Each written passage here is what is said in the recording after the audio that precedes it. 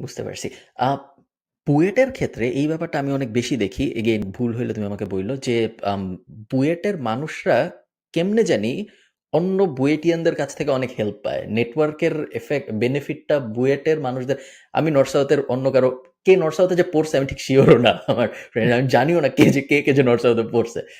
Trinity থেকে আমি একটু পাই বাট এমন আহামরি পাই বলে মনে হয় না। বাট বুয়েটের প্রায় যার সাথেই আমার কথা হয় সেই আমাকে বলে যে অমুক বড় ভাই এই জিনিস করে দিছিল, অমুক ছোট ভাই এই জিনিস করেছে। একদম ধরো সোহাগ ভাইদের থেকে শুরু করে তোমাদের থেকে সবার মোটামুটি সিমিলার একটা পয়েন্টে একটা এরকম স্টোরি আছে যেখানে অন্য আরেকজন বুয়েটিয়ান কোনো একটা ব্যাপারে হেল্প করছে। এই জিনিস কি অর্গানিক্যালি হয় না এটার কোনো স্ট্র্যাটেজি আছে? এটা কেন হয়? এটা ভাই আসলে এই কারণে যে বুয়েটে অ্যাকচুয়ালি ওই একটা ট্র্যাডিশন থাকে যে পিঠাপিঠি ব্যাচ যারা থাকে হুম, ওদের সাথে না অনেক বেশি কি বলবো পরিচিত হওয়া, টাইম স্পেন্ড করা, তারপর হচ্ছে একটু আড্ডা দেওয়া, খাতির করা, এটা আসলে সিনিয়ররা নিজে থেকেই করে।